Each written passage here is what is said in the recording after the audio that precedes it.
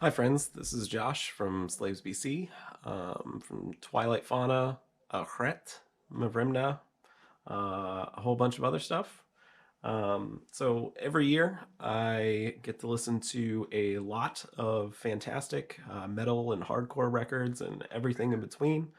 Um, I've been really busy this year and didn't get to listen to quite as much. I also didn't really get to write very much of anything as far as reviews for any websites or anything like that. Generally, I would do so for Nine Circles, occasionally for Vice.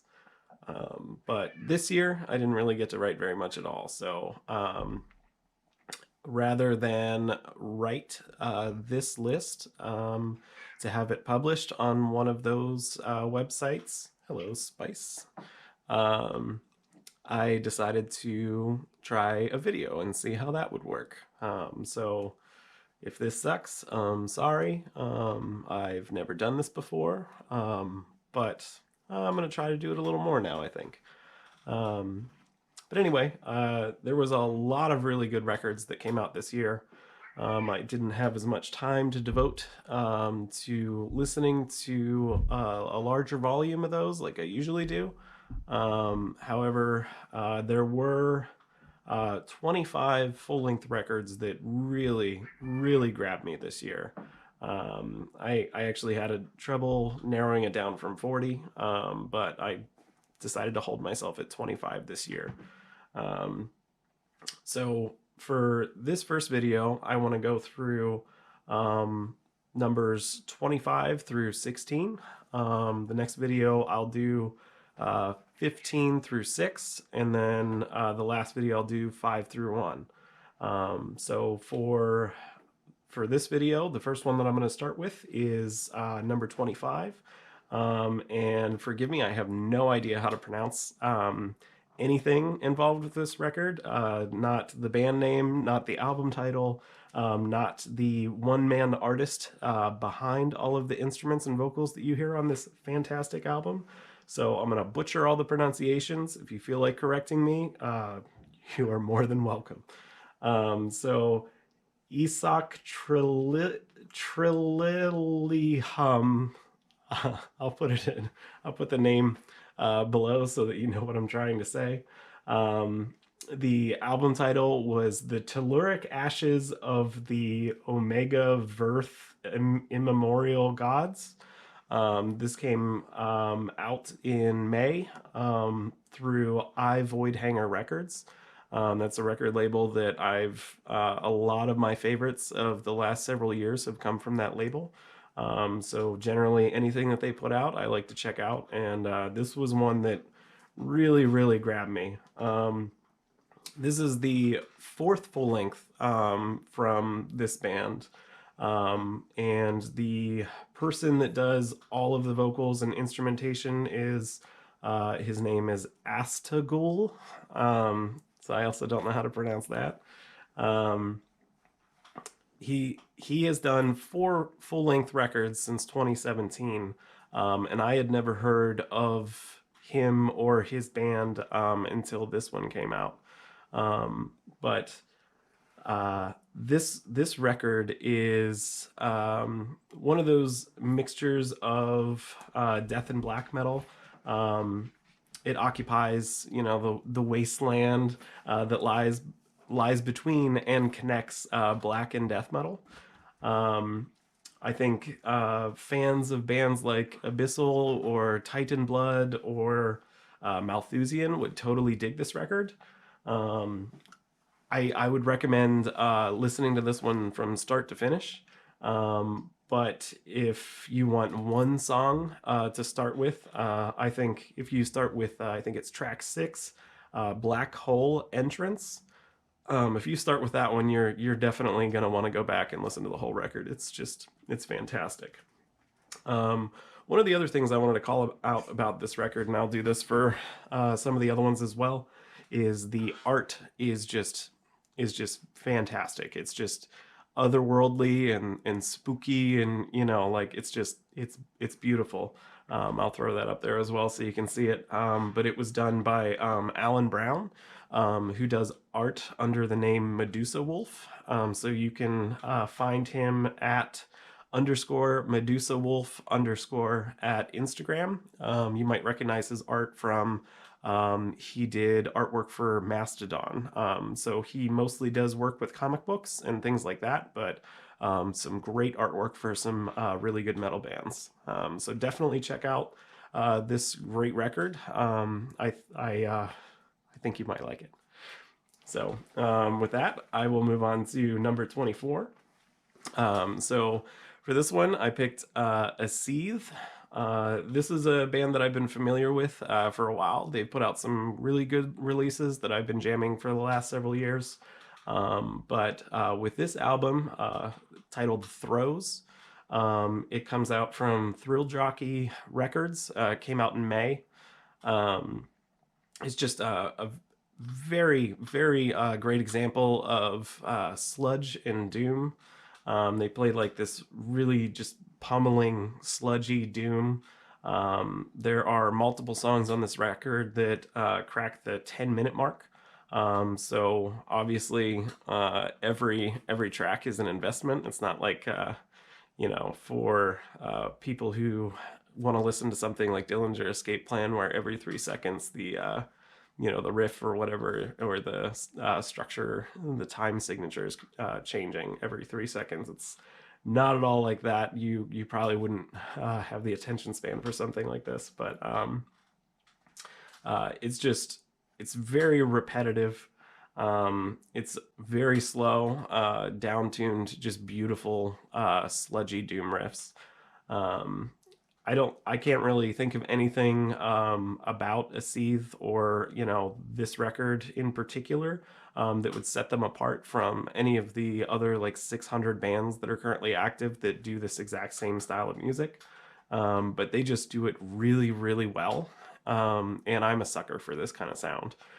So for if you're a fan of like Vile Creature, Primitive Man, or Fjorn, I definitely check out this record. It's super good. With that, I'll move on to number 23. Here's another one that hopefully I get kind of close with the pronunciation. Vous, Autres. It's a French band. The album is called Champ du Sang. This comes from Sludgelord Records, which is a newer record label in the last couple years from the website Sludgelord, which I've followed for a long time just because I really like a lot of the records that they talk about. They find a lot of really good underground bands, and I like the way that they write reviews. So when I heard they were doing a record label, I was excited, and this band and some others are, I think, very indicative of the taste they have at Sludgelord, and I'm just very excited for anything that they continue to put out. So for Vous, Autres, I had gotten the promo for this very early in the year, and as soon as I started playing, I was completely hooked. This is a band that I had never heard before this album, but Vous, Autres really aren't afraid to take their time building texture and atmosphere. It's all the songs are very slow moving. It's just very unsettling. It's doom paced a lot of times, but it just has a really great sludgy sound that just builds and builds throughout each song, and then it crescendos into a bit farther into black metal territory. So the one thing that took me a bit to get into with this record was the effects that they put on the vocals, or the vocal manipulation. It feels very similar to me to the vocal manipulation that was on the final Black Table record, where I don't really understand why these effects were put on the vocals. With that Black Table record, it completely turned me off from that record. And I ended up seeing Black Table at a small venue in Pittsburgh, and the vocalist, she was absolutely fantastic live. But on the recording, with what they had done with effects for the vocals, it just completely turned me off of that record, and I couldn't really listen to it. So with Vous, Autres, the vocals are similar. They like manipulated in a similar way, but it's not as extreme as the vocals on the Black Table album. So it took me a couple listens through, just getting really excited about the music and not paying as much attention to the vocals at first. But then I kind of got over the vocals, and I kind of appreciate how it contributes to the overall sound. I would still generally prefer vocals, especially vocals that are delivered very well and have a good sound. I would prefer that they not be edited in such a way with effects. I don't think it's necessary, but I can appreciate what they were trying to get across with it and how it contributes to the overall sound. So definitely check out this record.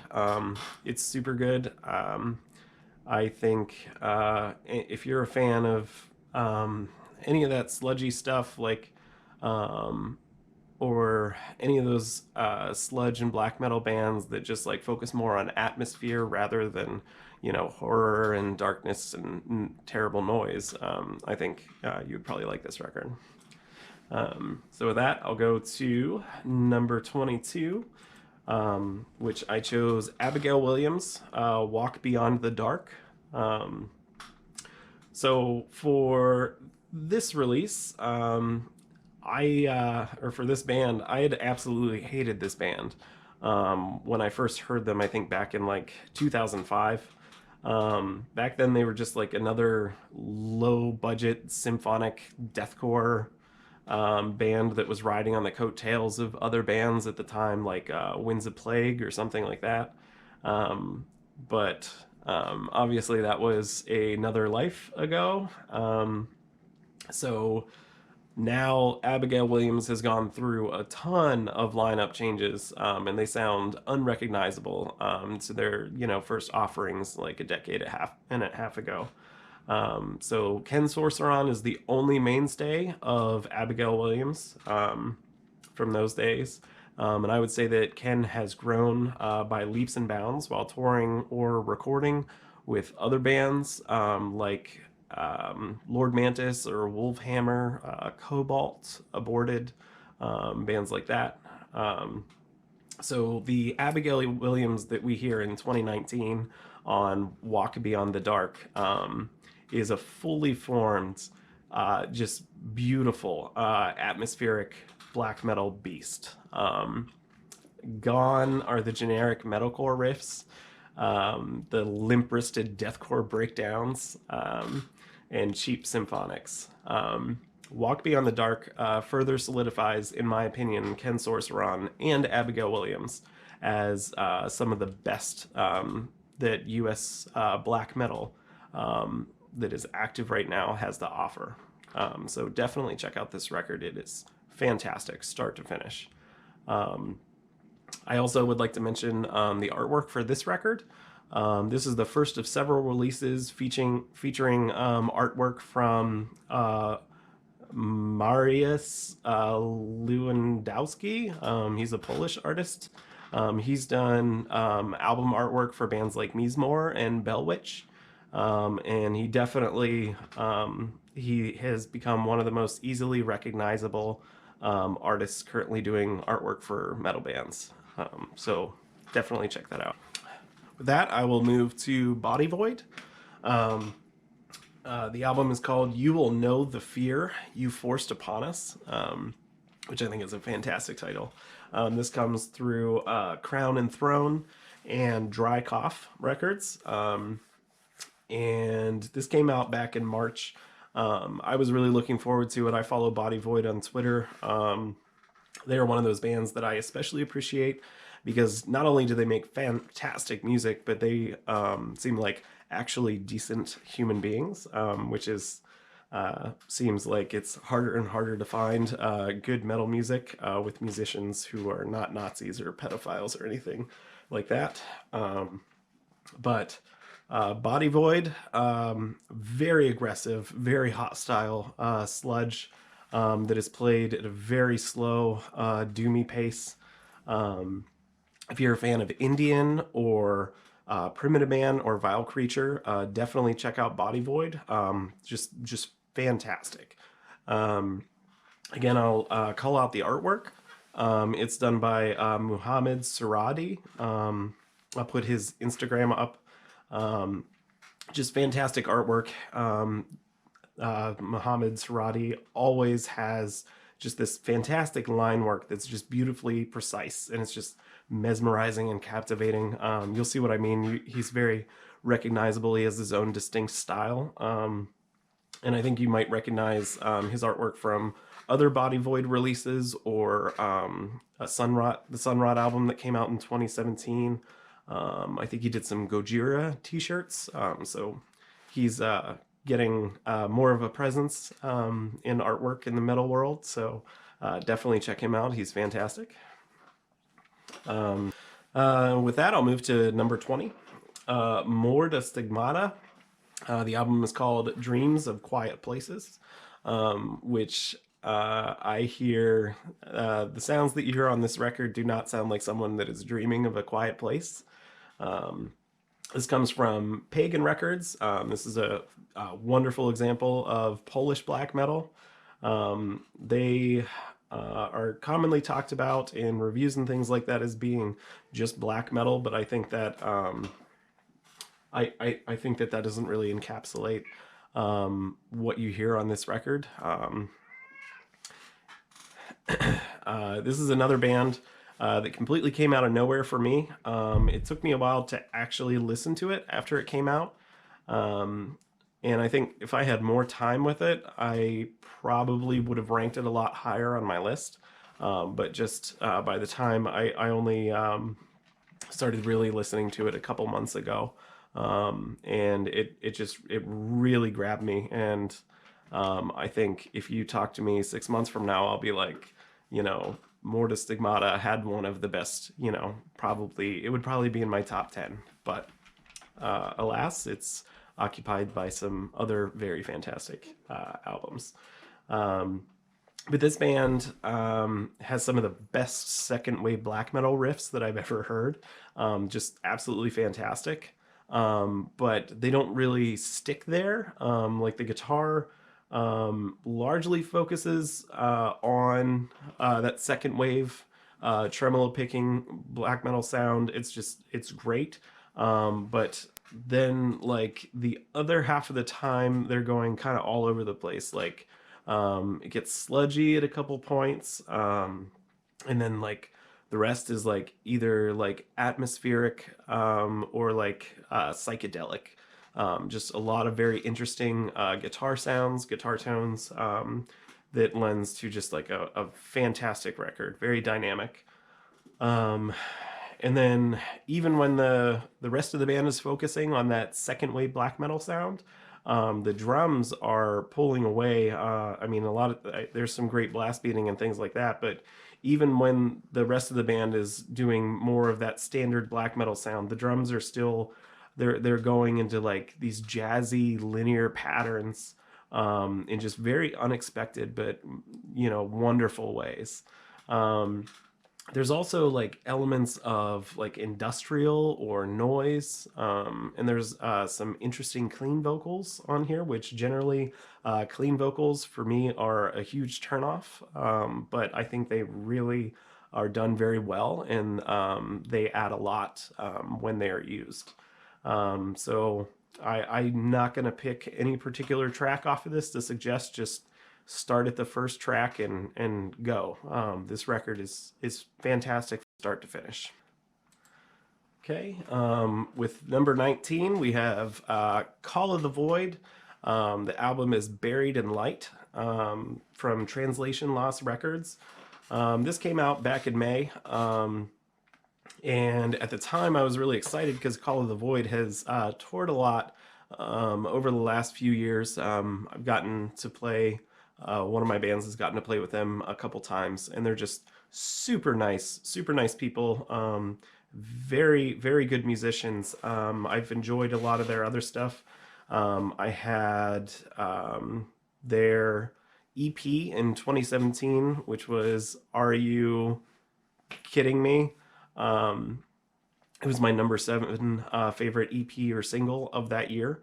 But this record, Buried in Light, feels like Call of the Void has fully matured. Just absolutely fantastic. It's like a blend of hardcore and metalcore with sludge. It's very aggressive, but like very catchy.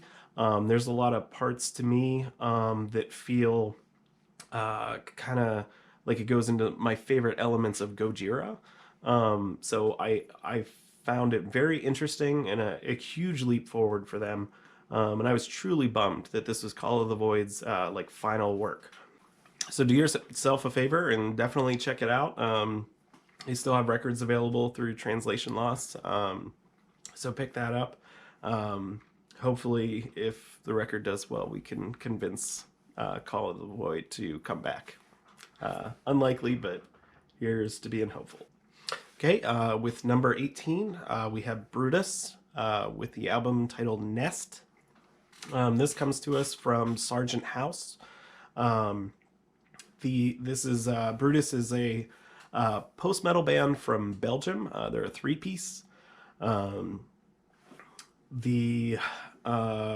Worth noting, Stephanie is the vocalist and the drummer, and she does a fantastic job at both. Believe me, doing both at the same time is very difficult, and she makes it look and sound way better than I ever have. So kudos to Stephanie. But I first heard Brutus on their 2017 album titled Burst. This album was very good, but it did not grab me at the time for whatever reason. I knew it was good, it just wasn't something that I continued to listen to or invest any time into.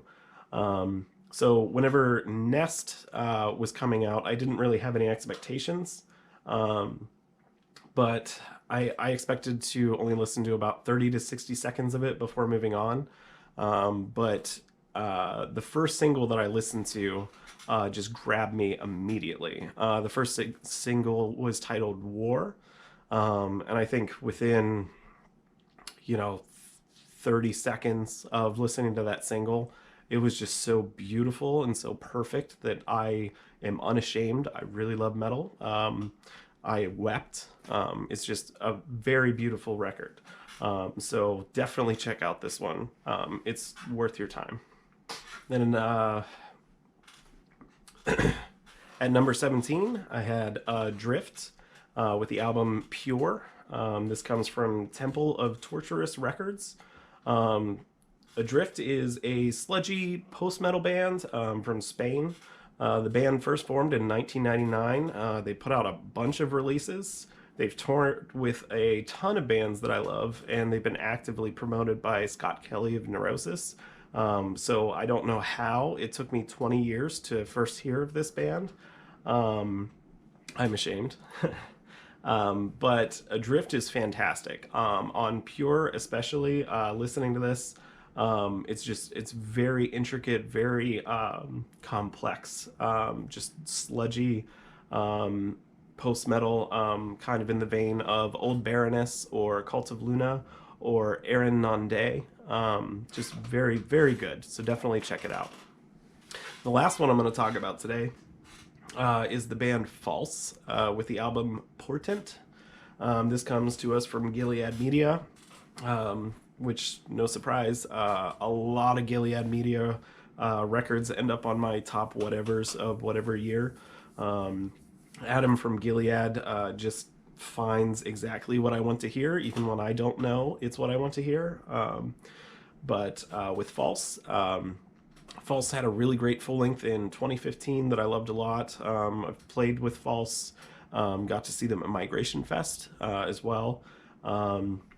False rules. I like them a lot the first time I heard them, but Portent is like far and above anything that I've ever heard from them before.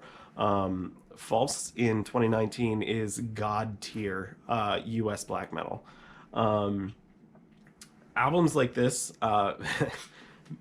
might make somebody upset. Albums like this make it really hard for me to ever pretend to care about bands like Burzum or Mayhem or Bathory or whatever sacred black metal band that people really like. It's fine if you like those bands. I don't care. They might have started something new at the time, 20, 30 years ago, but bands like False have perfected black metal. And they're super nice people and fantastic live, so definitely go see them. I'll also highlight the album artwork. This is the second release that features art from Mariusz Lewandowski on my list this year. The album artwork that he did for this one is gorgeous. This is one of my favorite pieces that Mariusz has ever done. It's fantastic. So go to Gilead, pick up that record. Definitely worth it, both for the music and for the artwork. So, but with that, that's all of the records that I'm going to talk about today. Like I said, a different day I'll do my top 15 through top 6, and then a third day I'll do my top 5. So thank you for listening or watching or whatever you're doing. Check out these records. I'll put links below for you to check them out. Let me know if you also really dug any of these or you didn't or whatever. Let me know what your favorite records were. So thank you, friends, and I'll see you again.